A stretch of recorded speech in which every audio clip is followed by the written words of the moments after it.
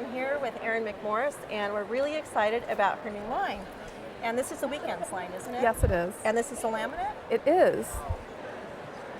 I just love this laminate because it is just as soft as the regular cotton. It's actually the cotton with a laminate covering on it, so it doesn't feel any different in weight. So when you sew them two together, it works really well. And most people, I don't think of it like that. They think it's going to be harder or it's going to be more difficult to work with, but it's actually a really beautiful, soft substrate. It seems pretty supple. This bag right here is the laminate also, and it just seems pretty supple. So people assume that oilcloth is going to be, a little bit thicker and a little bit more difficult, but this one is just really lovely. So. And this bag is an unlined bag, so simply just like a nice grocery tote, only much more attractive than a regular grocery tote. And really easy to work with.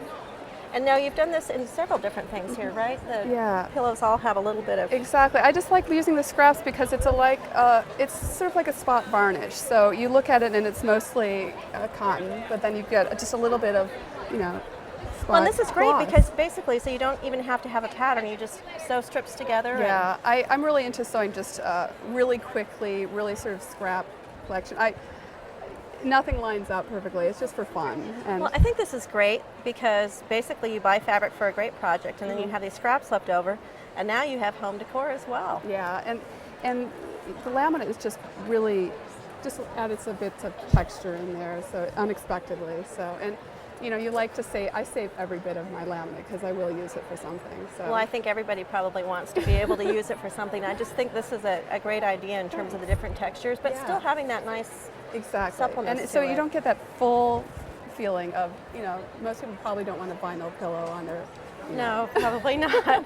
Unless you're outdoors. Yeah, but this is just like a little bit of texture on it. And then this is also your new line in the quilting weight? Yes.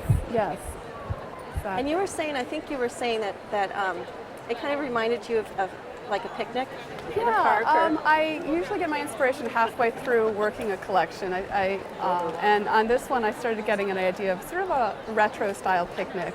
And especially like these colors are very, I don't know, I just started seeing it as one pattern as the flooring for the picnic and the other patterns as the napkins or the inside of the picnic basket. And then the little bike print that was the last print that I added because I think that no weekend is complete unless you're on your bicycle.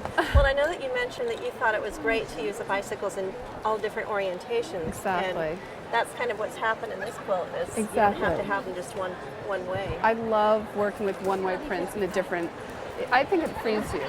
But don't use them only one way. Right. Go ahead and change the orientation. Right.